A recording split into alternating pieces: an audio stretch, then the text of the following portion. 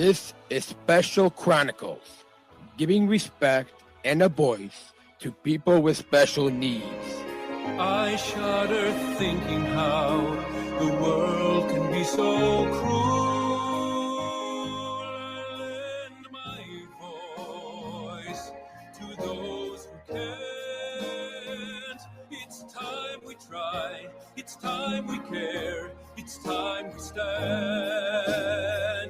It starts with a voice. Welcome back to the Special Chronicles Podcast. I'm your host and founder of Special Chronicles, Daniel Smrokowski, and an athlete leader with Special Olympics Illinois.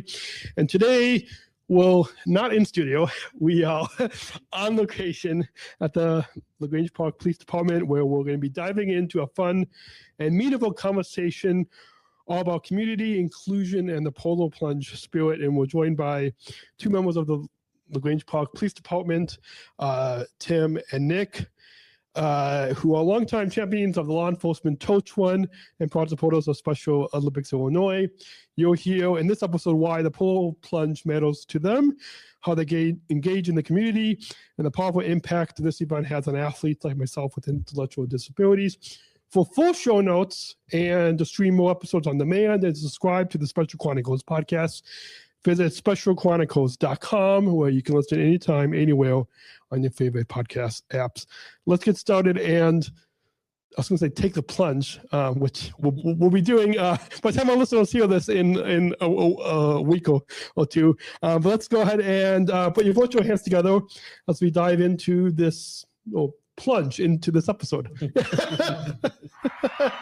Welcome, Nick and Tim.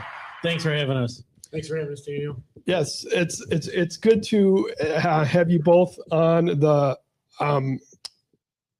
program. And for, I think I was trying to remember when we first got connected. It might have been a few years ago. Yeah, I would have to say it was probably maybe 3-4 years ago. Yeah. So for our listeners, and we just before we started recording, we were trying to figure out when you first got involved with the law enforcement torch run and Special Olympics.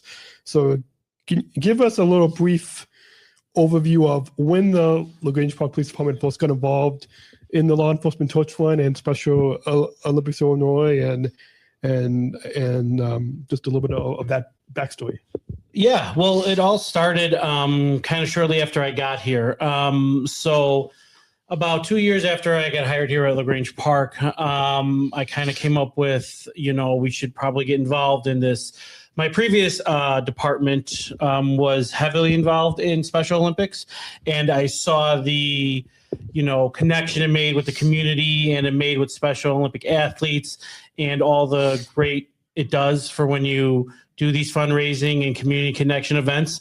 So I pitched it to our bosses at the time, and they were very supportive. And this was around, 2019 is when we first started doing Special Olympic events and getting involved in torch run. Awesome. And Tim, you kind of share from your perspective of how you.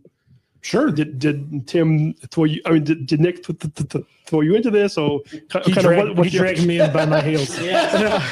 So, I mean, Nick brought the idea to us, and we have been looking for, at the department at least, for a long time to kind of ways we can give back to the community. And we've heard about the torch run before, and had participated in some local events at the schools with Special Olympic athletes at different events. And we just wanted to find a way to kind of give back in a way that was kind of fun for everybody, and something we thought would be a crowd pleaser and get a lot of the department members involved. And Polar Plunge was a great idea. And, it was, who doesn't want to jump in a cold bunch of water, right? And have a good time. Yeah. And it's just kind of, taken its own life here since then. We've kind of blown it up to where we host a bunch of events throughout the year, and try to raise as much money as we can every year for Special Olympics. And I'm sure we'll talk a little bit further on what else we do throughout the year. Yeah, absolutely. So let's now, I was going to say dive, maybe I should say plunge in to talk about why the Polar Plunge matters. I plunged with you guys last year, and now we'll be doing it again this March. Just a few weeks from now. Just a few weeks from now. And but I've been plunging for a number of years before that as well. What does the Polar Plunge mean to both of you, to this department, and to the community in LaGrange Park? Sure. So for me personally, it's a way for me to give back in a different way. I'm big into service. Part of the reason why I chose this career, and Polar Plunge is fun because it's like a nationwide event, right? You see it happen everywhere. Yeah. And growing up, old baseball coach of mine, his sister was a Special Olympics athlete, and he always did the Polar Plunge every year. He did the big one down in the city with Lake Michigan, and always thought about joining it, just never got around to it. And then when Nick brought it here, I thought, hey, it's a great idea. I get a chance to actually do it. So, but actually going to the event and experiencing it and seeing the community support we get, the outpouring of support, everyone coming out to see us, and the big donations we get for it. It means a lot because it's a way that we can connect with everybody while supporting a great cause. Awesome. And Nick? Yeah. So Special Olympics is always something near and dear. My uncle was a Special Olympic athlete. So growing up, I had that exposure, and it was something that, I saw how special it was.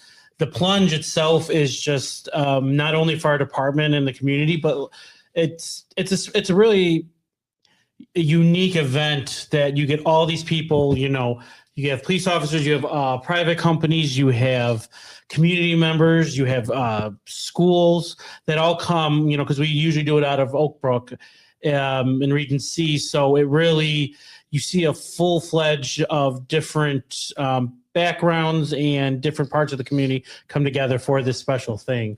But our first year, it's funny that, so it was during COVID. So we couldn't really go it. So you had to plunge your way. So I don't know what you did for that. But we ended up getting a dunk tank and doing a dunk tank in our front parking lot. Yeah. So the community came out, kids and everyone would come around and throw the balls at it. And it was pretty cold. Yeah. Because we had to throw some ice in it. But I think the water was actually warmer than it was outside that year too. I want to say it was like 25 degrees outside. So it's pretty wild. Yeah. Awesome. Yeah. I remember that plunging in 2020, and I think what I did was I think I had a bucket of ice water that my dad, who's off camera, just pulled. We went outside and he pulled. Yeah, I'm sure our neighbors might have looked and wondered what was going on. What was going on? But yeah, it's neat to that. Even during the pandemic, that we were still able to kind of find creative ways to still take the plunge. Mm-hmm. I think it's kind of where our dive into special kind of found its feet was during COVID. We were, there's social distancing and everyone kind of had to be apart because of what was going on.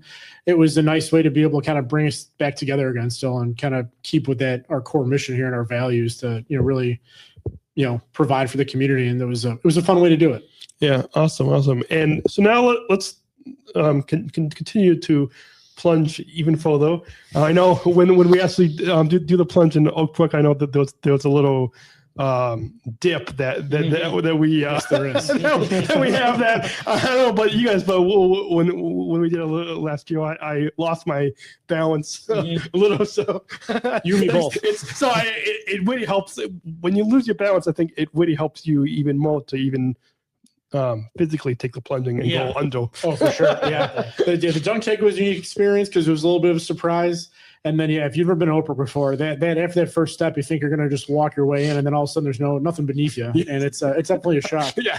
A funny story from a couple years ago when we were plunging, we had one of our records clerks came with us, and someone didn't realize there was that little bit loss of a step there, and ended up, I think, kind of giving her a kick to the face at one point. So we came away a little bit scathed, but still a good experience overall.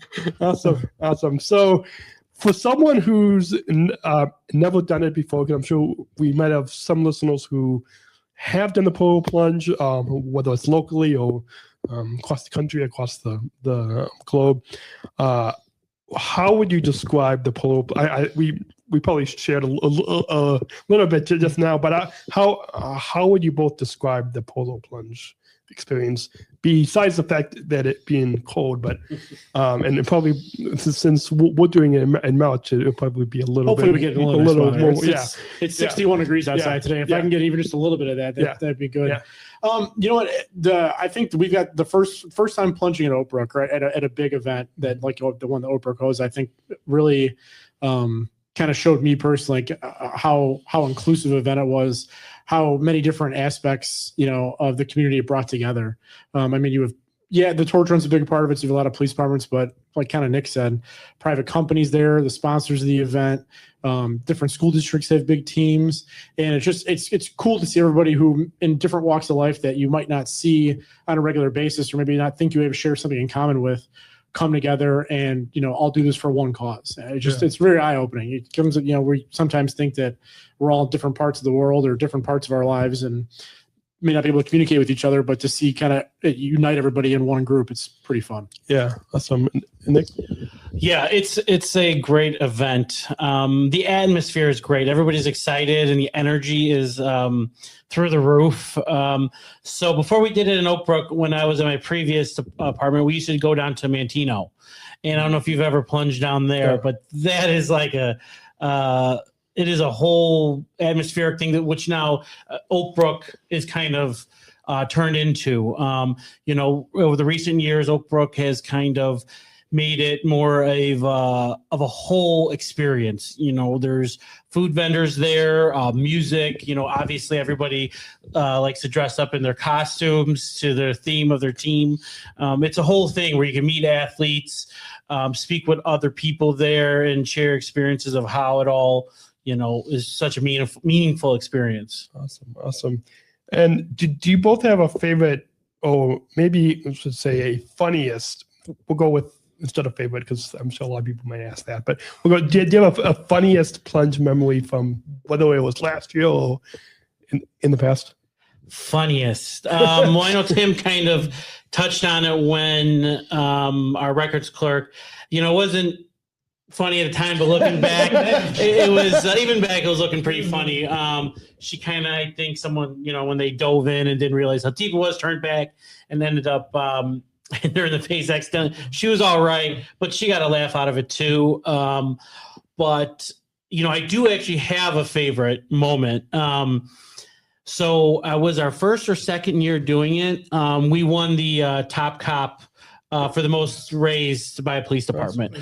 First year in Oakbrook. Yeah. So the first year, so we're trying to repeat it.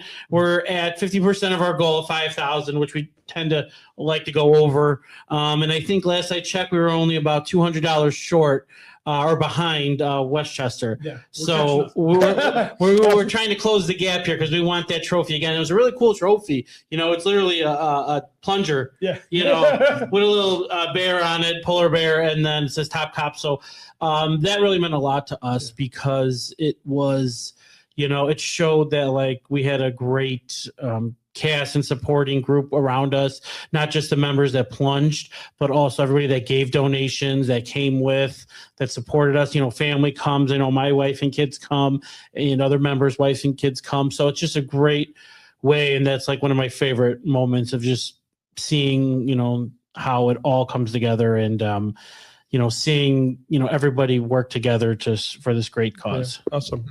Tim? Yeah, I kind of talked about my funny story before was that unexpected jump in there. But yeah, I would kind of say the same thing as Nick. And when we went into that first year at Oakbrook, we knew we were doing well fundraising. I don't think it was a week before we realized that we were the top raising department.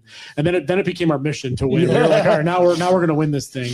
And that's the fun part, right? Healthy competition for everybody kind of gets us all, for a good cause. And we were over the moon because we were pushing. It was a neck and neck race to the end there up until they stopped donations or cut off the donation mark for the Top Cop Award.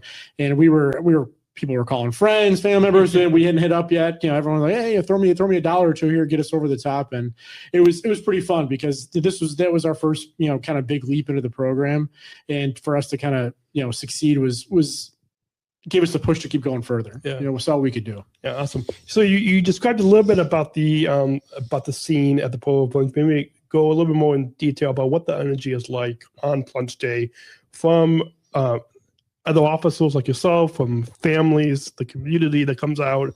What's the energy like, both in that tent, but then also once we step onto that beach and take the plunge, kind of to take us through the whole day of what the energy is like. So I guess I'll talk about kind of the get-go, and then I'll let Nick talk about the walk up to the beach, so we can split it up. I mean, when you first get there, it's a well-organized event. Oak Brook does a great job. Region C and all this. I know Oak Brook PD and their village is a big part of it too. They do a great job organizing the event. They get you shuttled over there in a timely fashion. They have plenty of tables and tents set up, and just in case it's too cold for everybody, they have nice warming centers. But it's a fun atmosphere. There's music, there's people talking, dancing. There's food trucks, coffee trucks. People usually bring donuts and stuff, and it's like I would say tailgate. It's kind of a good way to describe it. It's a tailgate. It's almost like you're going to sporting events to jumping in the water, and this is like the pre-event. Everyone kind of getting their courage up to go do it, and it's just fun. It's a lot of conversation. You get to meet different athletes, different community members who support this program, and it's just it's fun. You get to connect with a lot of times. Nick and I run into people we've worked with before in other departments, and we get to see kind of how they're doing and to just share in the fun and joy we're all having there. Awesome. Yeah, so when you get down to the beach, it's go time, especially depending on the weather, or at least how the winter's been. I know last year wasn't too bad, but for the water. But I want to say 2 or 3 years ago, that was freezing, especially if you've done the plunge before, how cold it is. And I remember a few years ago, it took your breath away when it was how cold it was. But the overall atmosphere when you're getting down to that beach, everybody comes down there and they get with their teams and their lanes and everything like that. But you have all of the spectators, I guess you could call them, for this event, your family members, friends, teams that have went or waiting to go, and it's just lined up on top. And as they call your team in, you have everybody cheering and taking pictures and things like that. And it is just a magical thing just to see all the support. When you come out of that water, so you go in and you're like, okay, it's go time. And when you come out, you're feeling pretty refreshed. Yes, but when you are walking back up to the beach or from the beach, you see just everybody there cheering on, and it's just a great moment just to see all the support that our teams get, but also, the cause and Special Olympics itself, that it's really a special event for everybody involved. Yeah. Awesome. And the fact that you're including me and other athletes to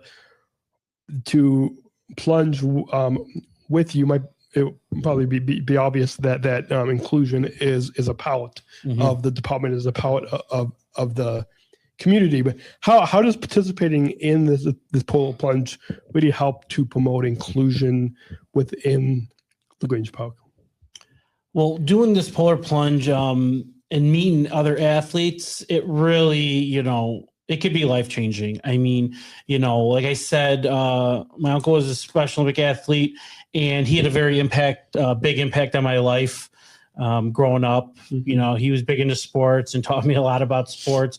So I've always had that, especially with, individuals with the intellectual disabilities, how, they're a part of the community. They're a part of everybody's family, friends, everything like that. And, at the end of the day, they just want to be part of everything, just like everybody else. And these athletes will, they always have a smile on your face. You always come around and you're so excited for the events. We've had previous athletes sometimes at some of our other events and get out awards and things like that, or meet them at the conference.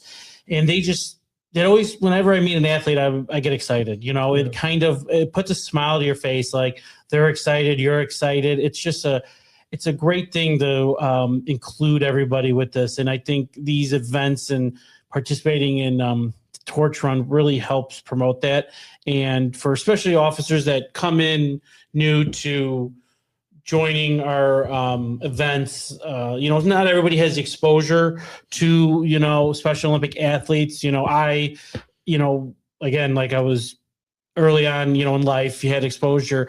So, but not everybody gets that. A great opportunity, I would say. I think I was blessed with that, and it really taught me a lot. And for others to experience that and to learn from these athletes, because, I learn something every time I meet an athlete, So it really, it's just very impactful on your life. Yeah. Yeah. Coming from the outside perspective, kind of with me, I don't have any family members who are directly affected by anything, but I think, you don't know what people are capable of until you meet them and talk to them, and I think what this event does is kind of show whether regardless if you have a disability or not, or intellectual disability, people are capable of so much. Yeah. And teaming up together to be able to kind of promote this cause is awesome. I mean, it was, for me, it was kind of a fun way to have fun outside of work, but still for a good cause. And then I remember Nick and I went down to our first kickoff conference a couple of years ago and getting to meet the athletes. And it's just kind of like Nick said, the joy and to see the impact we have when we do these kind of things. That's my driving force now. Yeah. Is if I can help an athlete or help become more included in the community, or help support them, reserve a baseball field, or get equipment, or even just cheer them out at a sporting event, that makes it for me. That I think that it shows what athletes are capable of, and this is a big event that does that. Yeah, awesome. So speaking of what you both have shared about how inclusion is helping you to really connect and learn from athletes. Give us an example of what you've learned from Special Olympics athletes in the community, whether it's myself or another. You don't have to give an example of myself, but you could give another Special Olympics athlete too. But give us an example of what you have learned from us. Sure. So I'm going to use you. I'm going to take the easy route here. I'm going to take the easy route here. But yourself, Daniel, we're here recording a podcast in our PD conference room, and there's no limit to what Special Olympics athletes can do. You've been in just the conversations we've had, in and outside of our events and talking. There's just the possibilities are endless. I feel like there's that kind of stigma almost that the person, they're not able to do a whole lot, or they can't, live a regular life. That's totally out of my mind now. After seeing and you yourself included, but all the athletes you encountered, there's able to accomplish so much and do so much more stuff that even then, I couldn't do this podcast. There's no way I could run a podcast. And I applaud you, all the time. And I couldn't. It's just whatever realm of thinking you have. If you have that thought that people are with disabilities are limited, they're not. They truly aren't. This is a prime example of it right here. Yeah, awesome. Thank you. Took mine. I've learned a lot overall. How much that these athletes affect everybody that they come into contact with. Because I wasn't, I knew personally from a young age, the impact of being close with someone. But it was great. I've learned that, going to a conference and things like that and meeting these athletes that I just learned how, as much as everyone says, how we as special, as torch run officers, mean to them, I've learned how much they mean to us, because it's just something meeting a new athlete every time, meeting you. It's just a great learning experience, and really shows how special everything is. Absolutely. Now, we're going to come back to the Polar Plunge in just a little bit, but the Polar Plunge is not the only law enforcement torch run event that you and your department does. How does the LaGrange Park Police Department work to build relationships with people with disabilities throughout the whole year, and not just the plunge?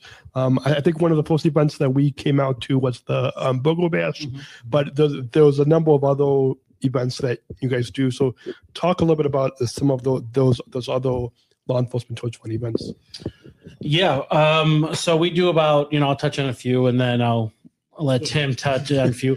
So we run about, 4 or 5 events, you could say. Every year we've added some and expanded on some.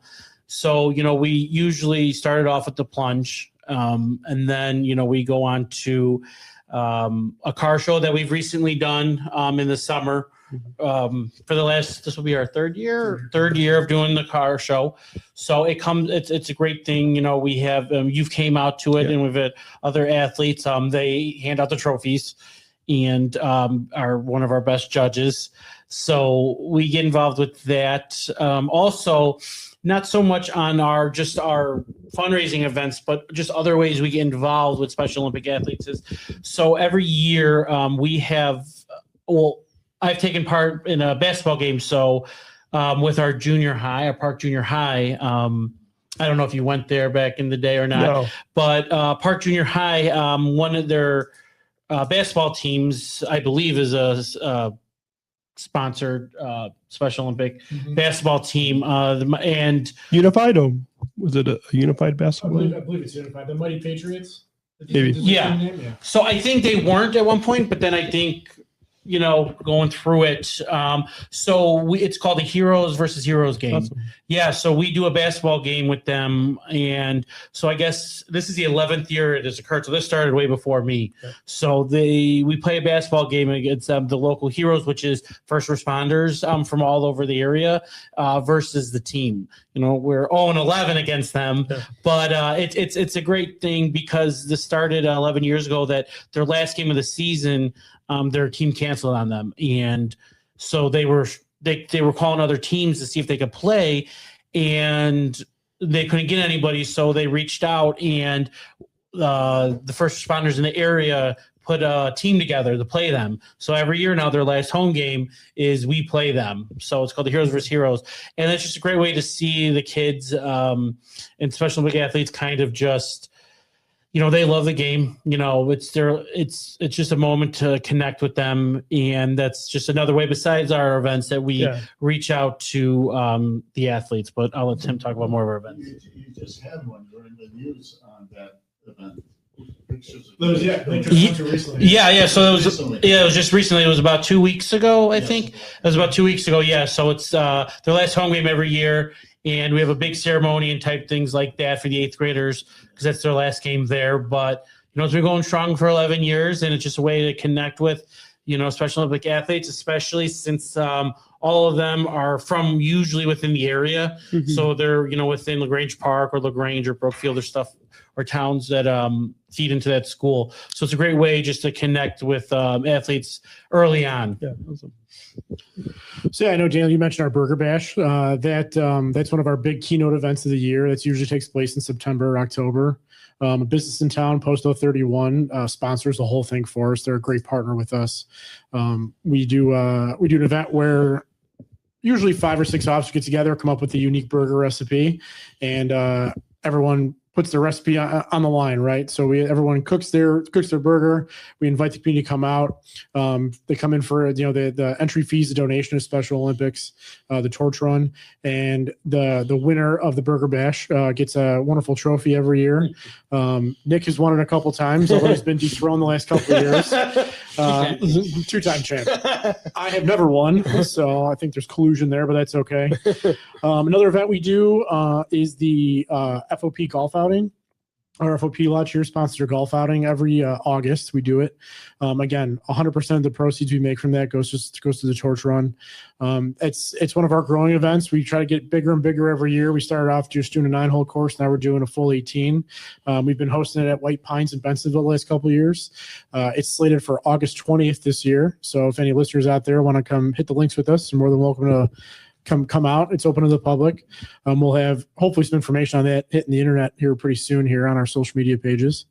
We also do, we partner with a local brewery that does Brews for a Cause, kind of what we called the last couple of years, where they make a special brew for us, special beer, and they donate part of the profits from that night that we host it to the torch run.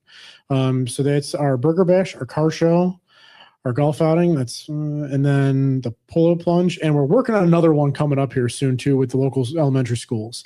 We're in talks with them right now to get it up and running, hopefully at the beginning of next school year. So not quite this year, but August of next year we'll have a big event to get all of our schools involved, because that's kind of the path we're trying to take now, is and get more of the community involved. Like we've done a lot here at the department, and we realize how big of a community we have and how much support we get for it. So we figure, why not branch out a little bit and get our schools involved too. Awesome. So speaking of getting the community involved, we'll jump a little bit back to the Polar Plunge, but also maybe touch on some of the other law enforcement 2020 events. How have you seen the community respond to seeing local officers, whether it's yourself or your coworkers, in taking the plunge? Overwhelming support. I mean, we get a lot of support from our community for this event. We have residents reach out, drop off donations just to the PD for us. The community, the response we've gotten has been amazing. We throughout the years we started off slow and added events as we've gone on that what we can handle and kind of balance in between, our regular work obligations. And every time we host one, we get rave reviews from the community. They love it. They want to see more of it. And as the years have gone on, the last 5 years or 6 years since we started doing this or got really involved in it, is you've seen each event grow a little bit every single year. We've got more people to come out, more people donate, more sponsors want to get involved, because once they hear about it and they see the kind of publicity they get from it, or just what the cause is, they want to jump in and be a part of it. So it's been big for us. Yeah, the community support has been great. Every year we get people, like Tim said, asking us when the events are, and how excited they are for the events. It's just a great, support from everybody. We get new people that join our plunge, new officers that come here, that come up with new ideas for new events, like Tim touched on, that we're going to do something with our schools at the end of this year, beginning of their school year. And it's just overwhelming, that more and more people want to be involved and really want to grow grow our events and be involved. Awesome. So speaking of different people in the community get involved, give us an example or two of a couple brief stories of whether it's a resident or a business or a school joining in, whether it's the Polar Plunge or another law enforcement torch run event, because of both of your leadership that you've shown. Is there an example that you can think of? I mean, as Tim said, our biggest one, would be the owner of Post 031, Jason. I mean, he is just more than generous.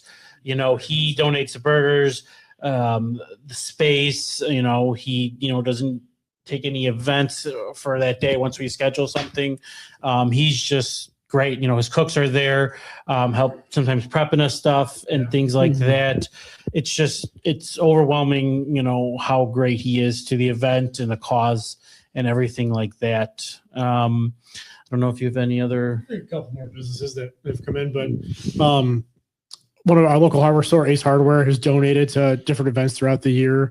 We've cold called a lot of these people, like, hey, we've kind of just shown up, and then we haven't done anything like this in the community before. And when we've done it, we haven't really been told no. I mean, we kind of tell everybody what we're about when we're doing these events, and they come out without asking anything more of them. Ace Hardware has been a big one. Our local park district, who's supportive of a lot of special big events and unified athletes. When we first came up with the idea at the car show, we didn't really have a place to do it. We had an idea, but not a place to do it. We went to them with it, and it was an easy yes. When we first started doing it with it, it was easy yes. There was no issue with it whatsoever. And it seems like every time we reach out to someone, Drew Lasco, I could rattle off a bunch more, but every time we've kind of reached out or want to grow the event or get bigger with it, we kind of let people know what we're doing it for. There's never, it's not, oh, I can't help. It's what can I do more to help? And that's the coolest part, I think. Yeah. Awesome. So, as you know, the Special Olympics movement impacts thousands of athletes like myself across Illinois, but also across the country. And I think this movement is in 190 countries. It impacts over 4 million. I don't know the exact number off the top of my head, but it's a lot for somebody at Special Olympics International can correct me on that, but I think over 4 million athletes across the globe. What does being part of the Special Olympics movement, and as I think a lot of us say in the or our chairman Tim Shriver talks a lot about the inclusion revolution. So what does it mean to be part of this inclusion revolution, to be part of the Special Olympics movement that supports so many athletes across Illinois, across the globe? It's overwhelming. I mean, when we first got into it, it was we knew we were helping something, right? And it when we started going to the conferences and meeting more athletes, to see their reaction to what we were doing and how much it supported them, and kind of even just talking with you about how where this money goes to, like when it's donated, the equipment it can get, the field rentals, the court rentals, whatever it can do to make it an easier experience for athletes. It's overwhelming. If you haven't been a part of it, or you've seen it on TV or seen it advertised, get involved. It will open your eyes to what's out there. Awesome. Nick? No, it means a whole lot to be part of this.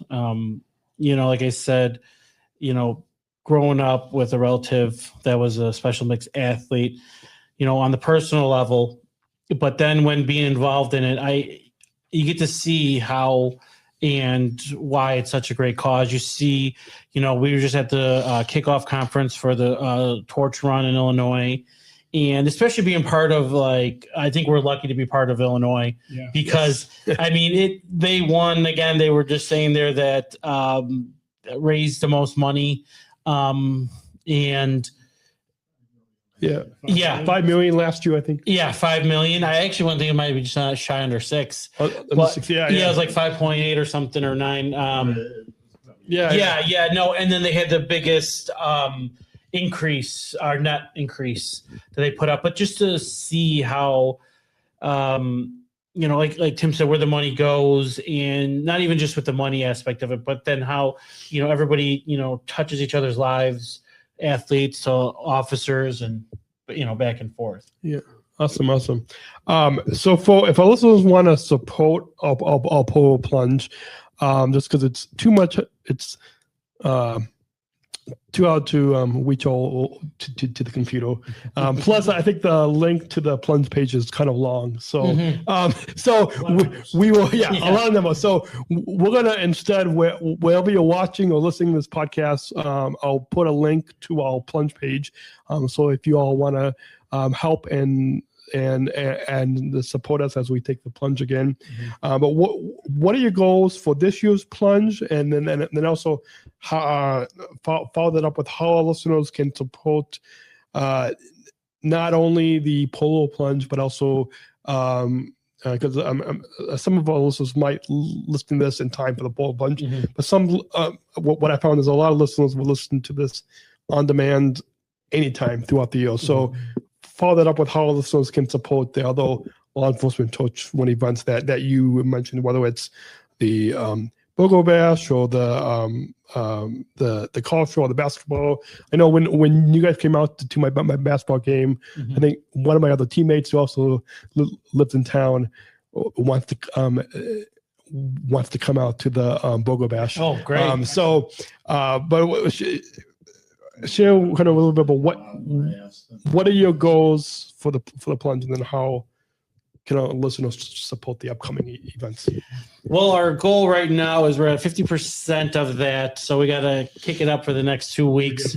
But our goal currently is to raise $5,000. We are just at 50% of that now. So if anybody's listening just in time, you go into the description, you could donate to any of our plungers. I am team captain, so I will take some extra help. So, I should be the competition. I need all the help I can get. So you could do that.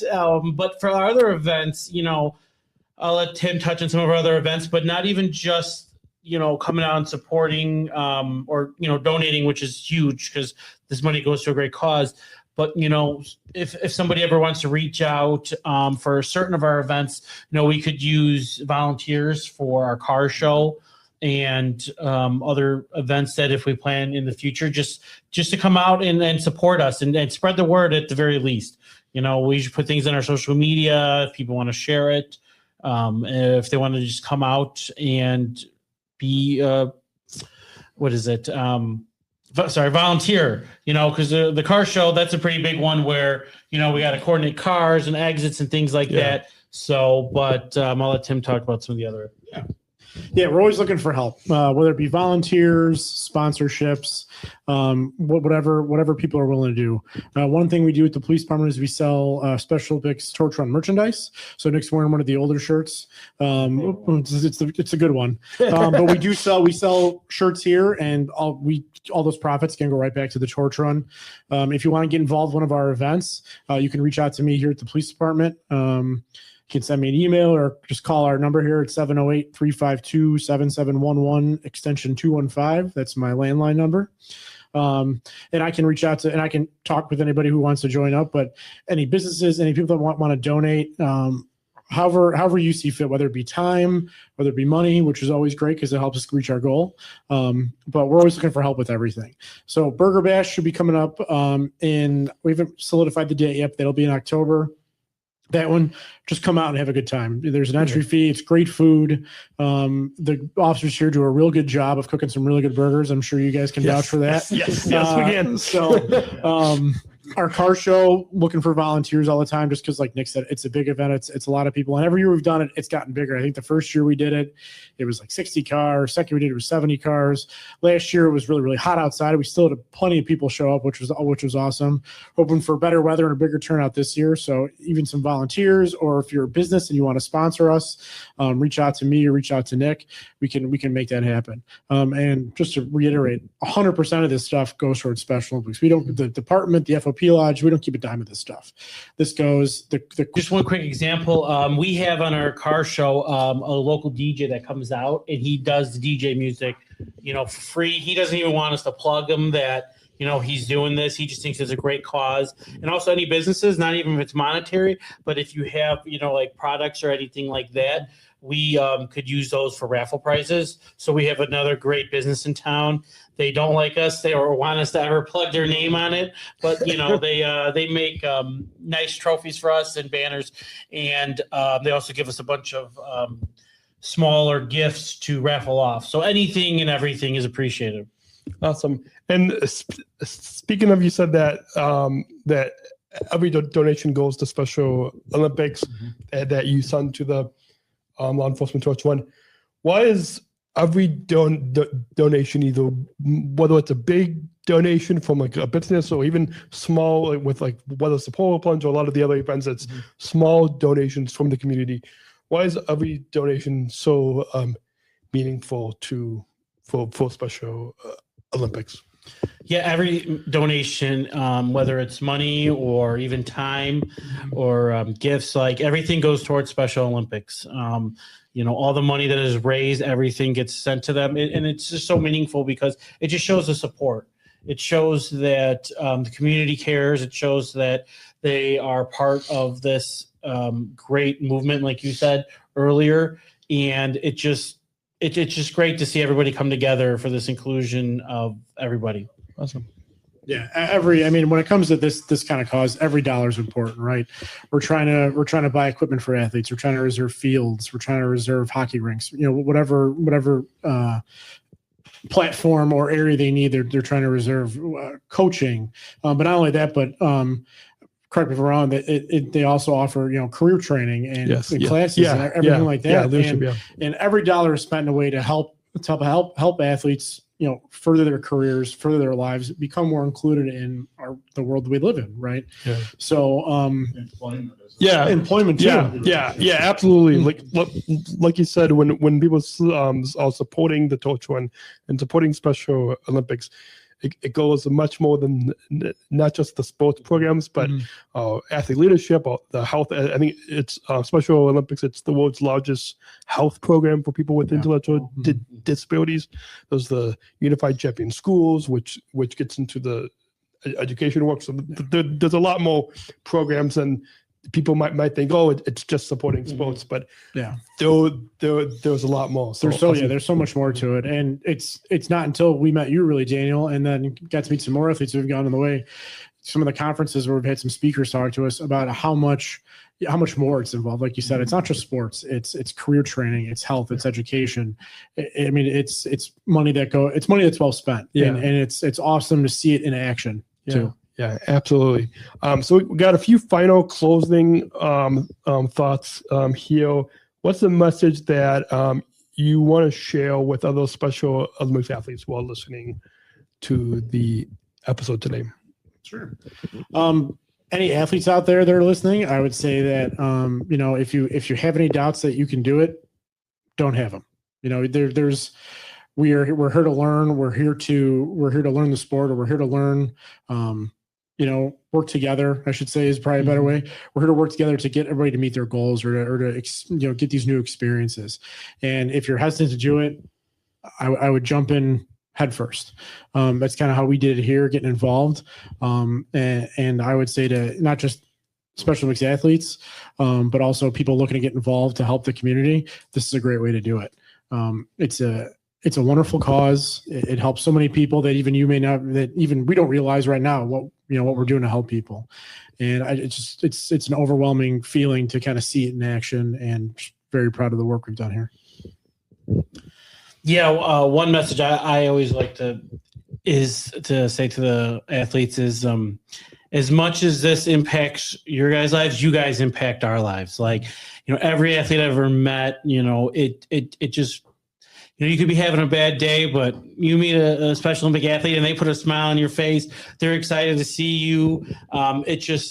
It's such a great feeling to meet a Special Olympic athlete. They've taught me so much about not just a program, but life in itself. And I just want to say that you guys have a great impact on our lives, and help us really realize what we're doing. Awesome. Thank you. Yeah. What do you hope our listeners will take away from the conversation that we're having today when it comes to inclusion, when it comes to community? Because that's a lot when people see police officers like yourself and coming together. It's really about bringing inclusion when you're in interaction with us. So what do you hope our listeners will take away? Besides supporting the plunge. Yeah, and all the other events. Yes. No, one thing that can be really taken away is, a community is always made up of many different people. There's many different communities out there, but every community, not everybody's the same, and there's Special Olympic athletes in every community. And just by, promoting this inclusion, promoting this community events, it's just great to just see everybody come together, because we all, share a community, share this planet, share everything. So it's great, and we're not going to get anywhere unless we come together and work together. And I think that, doing these events, obviously raises money, but really raises awareness and really shows what we can get done if we all come together as a community. Awesome. Yeah. I mean, the one thing I would hope people would take away, and it's kind of encompasses our jobs here as police officers, is we try to make impacts in everybody's lives every day, whether it be small or big. We try to make an impact in our community. And the one thing I would hope people take away from this is to just kind of change their perspective. You may have an idea in your head or something that, athletes aren't able to do as much as I can, or don't have the capabilities to do as much as I can. It's just not true. Yeah. I mean, there's athletes who could do more than Nick and I. I mean, it's the things that everyone is capable of is pretty amazing, and is to, I would say, give someone the opportunity to show you that. And that's what I've done. Coming into this program and being a part of the torch run has been able to kind of show me what people are capable of, and it'll surprise you if you get involved how rewarded you'll be in looking for that. Awesome, absolutely. And a few final, before we get to the final question, or I should say the last final two questions. Do you have any final encouragement for someone who might be thinking about taking the plunge? I know my dad, who's off camera, has not taken the plunge yet. So maybe this is speaking. Maybe this is speaking to someone like someone like him who has not yet done the plunge. But of course, I mean, anybody, even just raising money for the plunge still helps. So I should put that out there. But if it's somebody who has not yet taken the plunge for the first time, what we tell them? I would say don't be afraid, and the water's not that cold, although we've maybe said that a little differently. But don't be afraid. You're only in the water for like 10 seconds. It's totally fine. I mean, I would say don't be afraid. Try new things, right? I never thought in my wildest dreams I would jump in a cold body of water for any reason besides maybe to jump off a boat. But no, I mean it's a fun event, and I think you will be pleasantly surprised at how fun it is and how rewarding it is to be able to be a part of it. Awesome. There's it's all sorts of people that take the plunge. There's officers, there's the athletes. I mean, family members. When we took the plunge every year, there's people that plunge with their kids. That are maybe 9-10 years old and things like that. So don't be afraid, depending on your age or or anything else like that. They got dive team guys there, and lifeguards and everything like that. It's safe. It's monitored. They got a warming station, and then they have the changing room tents that are heated this year, or last year they were heated as well. So, and it's just a great event. So just come out and support it. Awesome. Yeah, and yes. Do you have any final thoughts on your overall before we get to that final question that kind of is a call to action? But do you have any final thoughts on coming on the Special Chronicles podcast? I know you get to probably have listened to some episodes in the past, and now finally coming on. It's great to be here. It's my first podcast ever I was on. I've listened to a lot of them, but I've never been part of it, and I'm really thankful that you asked us to be part of it. Just to see how this all does, behind the scenes production, so it was really great, and I was honored for you to ask us. Yeah, awesome. Even with cameras falling, a little malfunction, but it's okay. Yeah. We're working through it. Yes. I mean, I follow you on Instagram, Daniel. I see some clips from the podcast, listen every now and then, and I am, again, just like Nick, very honored to be a part of it and to be able to try to promote the message of the torch run and inclusion through Special Olympics. I've never been on a podcast either, so this is pretty cool. Hopefully we can be on again soon. Yes. We'll give our special guest takes on certain things, but it's been fun. I really enjoy it, and I look forward to seeing this go live and many more come from you. Yeah, well, it was a lot of fun having you both on, and I'm glad we were able to educate our listeners about all the work that the law enforcement torch run does for Special Olympics. And anytime you guys want to come on and talk about another event, you're welcome to come on. We got a final question, and we'll get a quick 30-second bumper to kind of introduce that final question that you guys will hear when the podcast goes live. So we talked about inclusion a little bit, and so this final bumper will introduce that final question. We're not just athletes. We are the ambassadors of an uprising. Peaceful protesters. In a rebellion against anyone who has a fear of difference. Difference. Our demands are equality. Dignity. And the recognition of our shared humanity. We will not stop or accept anything less. Today, our world is more divided than ever. And coming together has never been more urgent. The revolution is inclusion. Find out more at jointherevolution.org. So ever since I done the 2019 Special Olympics World Games in Abu Dhabi, been asking this final question because we want our listeners to listen to these podcast episodes, but even more than that, we want to leave our listeners with a call to action to bring inclusion into their communities, which is exactly what you're doing. But we want to, this final question kind of help to give that call to action to of some good kind of talking points and good points of how they can bring inclusion. So you guys can answer this however you want. But what does inclusion mean to both of you? It's a big question. Inclusion for me would be means kind of bringing everyone together, right? I guess that's the kind of the easy, simple answer, but it's more than that. It's communities is built upon many different personalities, diversities, ethnicities, and really kind of getting to know each other and making that community mold together.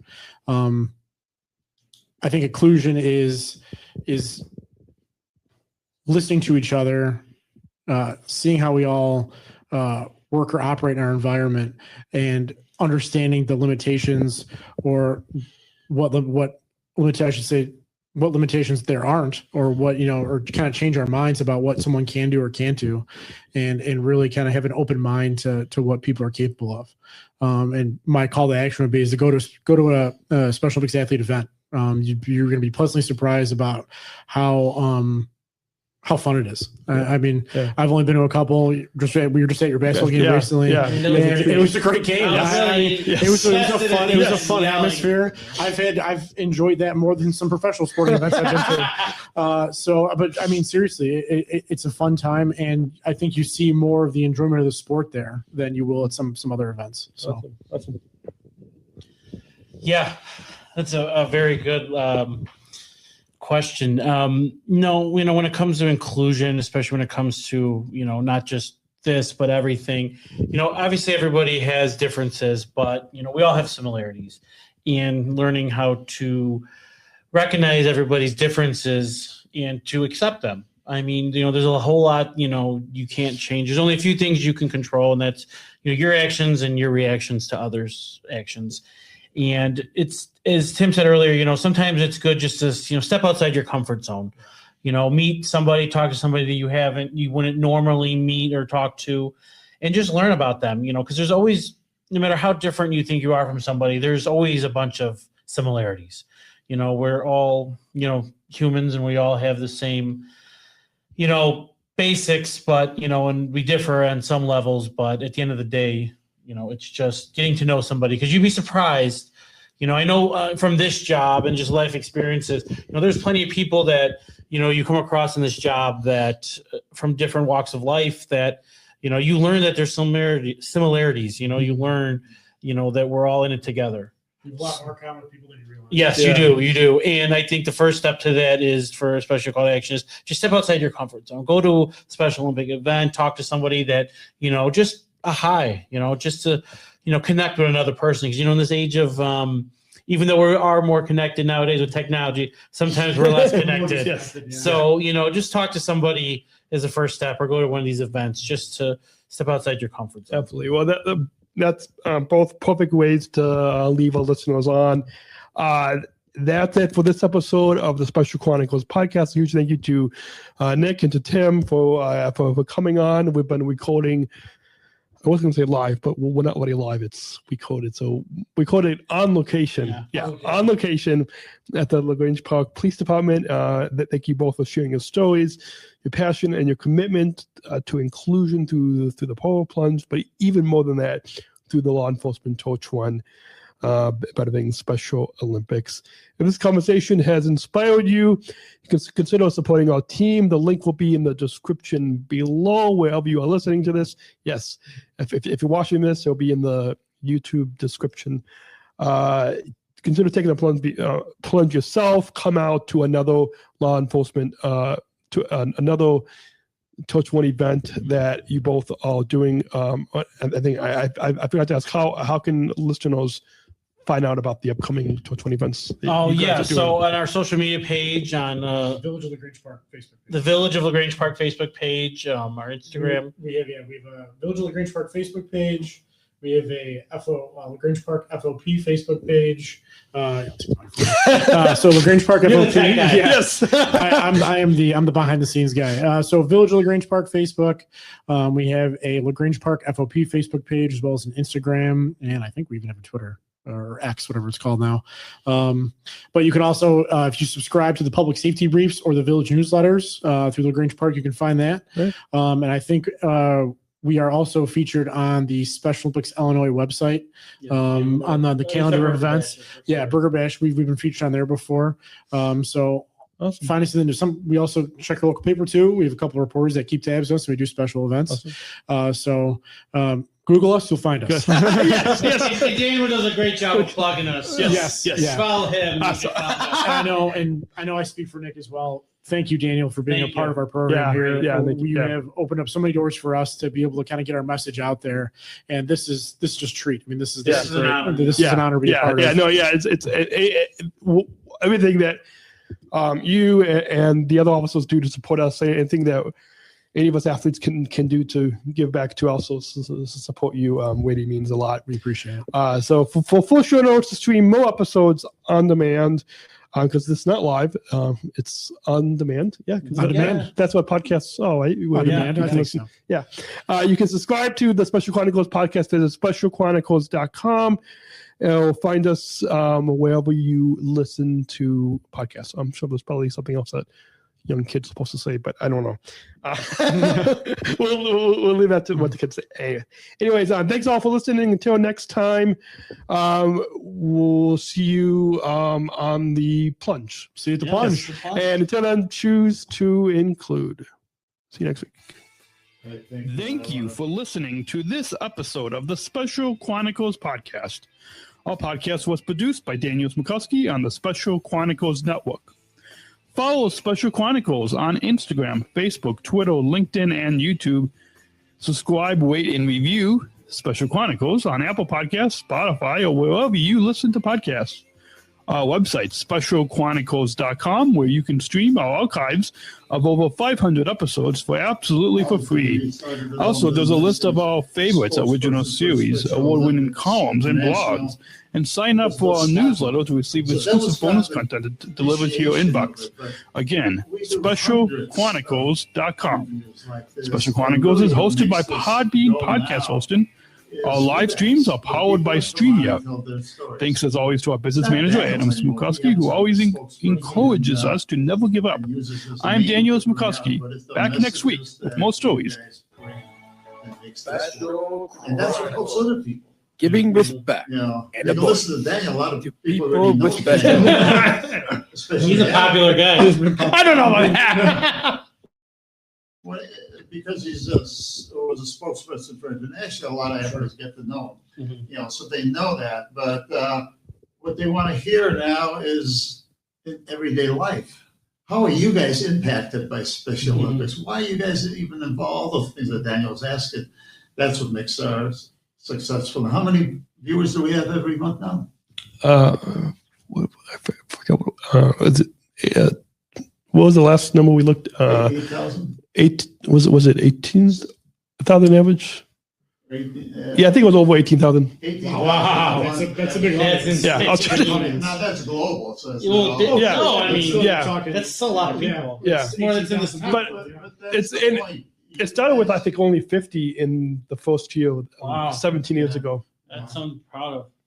And I remember when he started 50 years ago, he had he did a show and he comes home one day. He says, "Yeah, I had 20 people listen to me," and of course now we have 18,000 every month. I'm lucky I get one person listening most of the time. I never expected the impact to continue 17, 18 years later. The message is that the reason why people listen to it because they want to hear everyday life perspective. The police officer, the CEO of a company, the athlete, the small business person. They want to hear their story. Well, why are they involved? That's what makes the difference. Yeah. So thank you. We're happy to be part of it. Yeah. Okay, I should stop recording. Daniel, we have to do something about that technology upgrade. Yeah, we should. Do you have a camera at home in the home studio, like an actual digital camera, or do you guys do it off the laptop? Well, we do have cameras, but we found that this to be a little easier, more efficient. You don't have to upload anything. Except this is all set up on a table. Yeah, I'm sure you guys have a much easier setup in between them. Yeah. And now, I manage the business, so I see next week he's going to come up and says, whatever he's going to need now, he says, we need to buy this and this and this. You're going to have the next business meeting. Yeah, no kidding. So your kid's a little sick today, huh? Yeah, just a little bit from just being normal.